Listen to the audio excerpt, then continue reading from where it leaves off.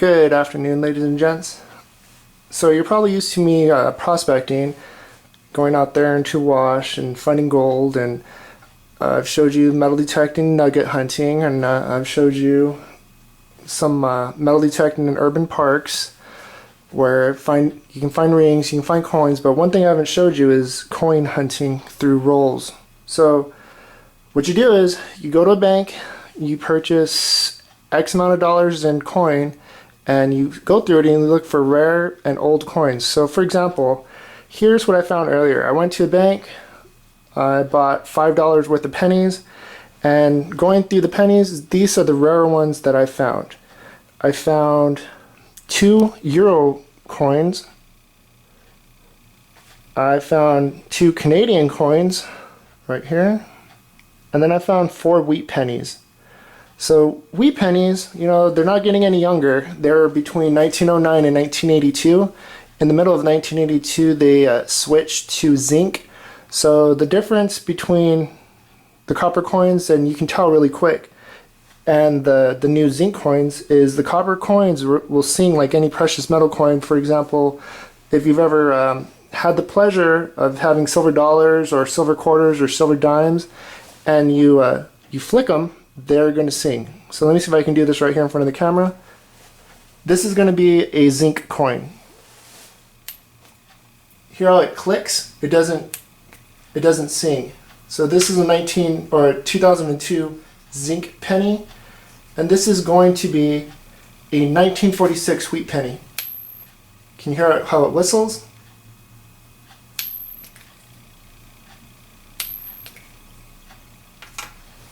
So that's a quick trick that you can use on finding out if your coin is zinc or it is copper. For example, probably those in the United States will get a little irked when you get coin from a bank and it's foreign coin. For example, like these euro coins and the Canadian coins.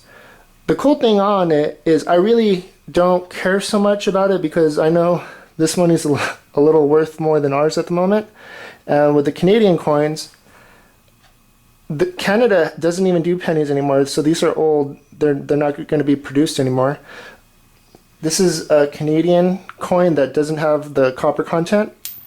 Hear it click, just kind of similar to the American penny. It'll click. But on this older copper penny from Canada, let me see if I can show you the date. It's going to be 1969 right there, and it's going to whistle.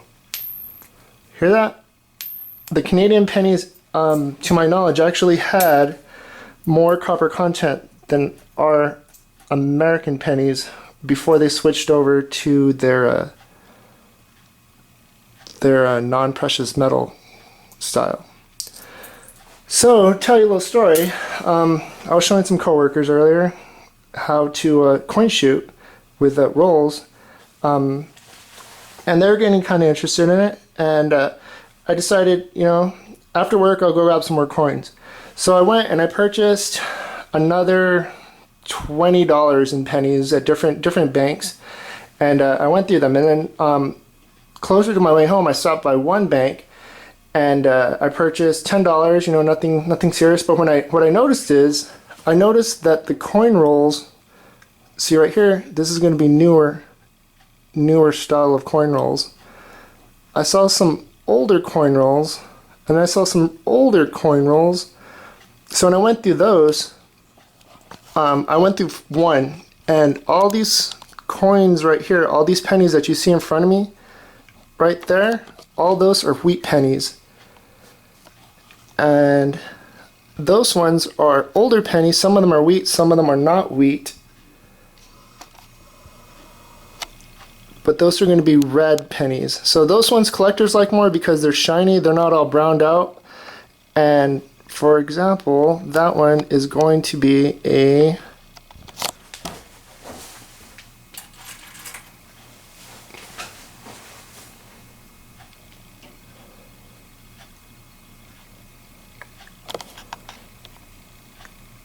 that one's going to be a 1968 penny. But look how shiny it is. It looks pretty good, right? More 1968 that look brand new.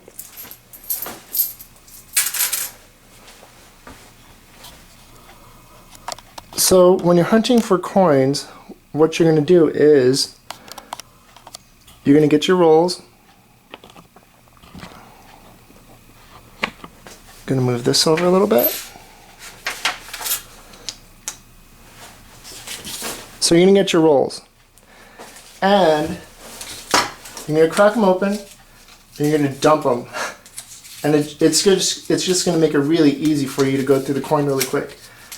And then once you're done, once you're getting all the good coins, you know, your collectible coins, your wheat pennies, hopefully you get some error coins, which are really rare, 1955 double dice, things like that. You can get these.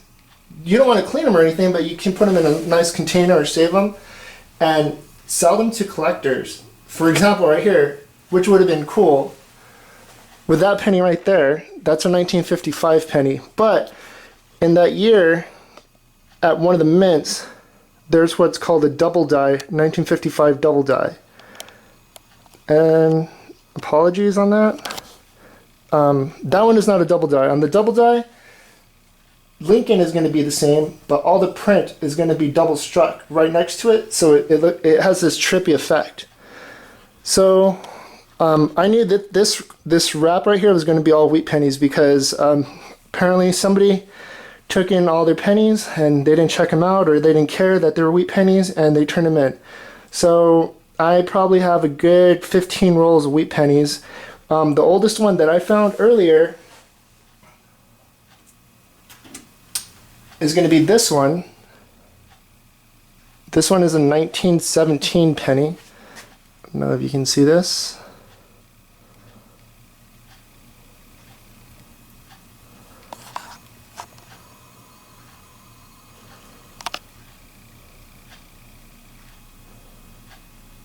I don't know if you can see that. It's really old. It's really smooth. That's 1917. And then the second oldest was this one, which is 1935. Hopefully you can see that clearer.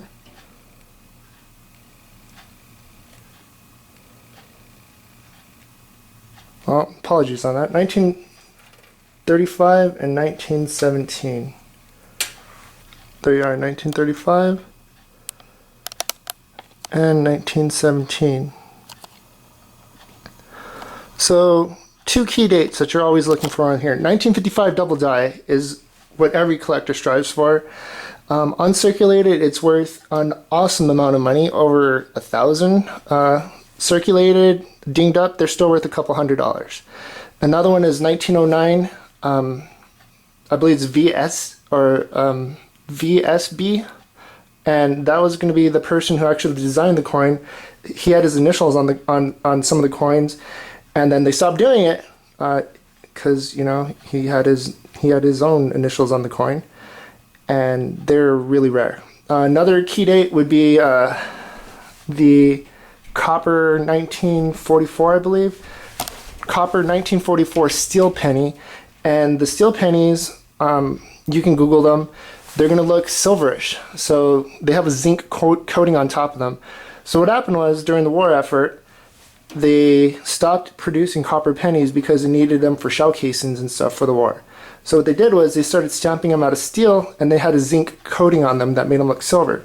So the easy way that you can check out to see if your steel penny is an actual copper penny, which is really rare, they had like a few sheets of copper left over from the previous year, and they stamped them and then coated them, is you take a magnet over your steel penny. If the point is steel, your magnet's going to pick it up. But if it doesn't pick it up, then you might want to get it checked out, because it could be a rare copper penny, and you will be pretty much a celebrity amongst the coin collectors in the world. So I have a decent amount of coin to go through, and I'm gonna do work. Pretty much all these wheat pennies over here paid off. So you can't smelt American coin. It's illegal to damage American coin, but you can collect it, because just like people collect gold coins and silver coins, is for the metal content in them. And I've collected hundreds of thousands of pennies that are copper, turned back the zinc ones back into my bank. The copper pennies, people buy them, like copper bullion, and some people buy them. So you can collect them, make a little money on the side to further other hobbies like metal detecting and prospecting. So that's another little interesting tidbit on how to get collectible coins without having to worry about sweating and killing yourself out in the mountains. So with that said, have an awesome day. Alright, so here's a special treat. When I purchased all those pennies, all the wheat pennies, those are going to be copper pennies right there. I'm weighing how much the pennies weigh. I also picked up some nickels. I asked the teller, hey, did whoever brought those pennies in, did they have any other coins or anything like that? So I ended up purchasing a lot of coin. And this is why I also purchased the nickels. Hopefully I can go back and purchase dimes or quarters that the people might have had. I tried checking out the dollars, half dollars, and dollars, but they hadn't brought any in. But so you see right here, we're gonna have this group that look like ugly, really ugly nickels. And then over here we have some older smooth nickels. And then right here we have our newer nickels. So as you can see, this is a newer nickel with the buffalo on it. Here's a newer nickel. Let's see if I can find an older one.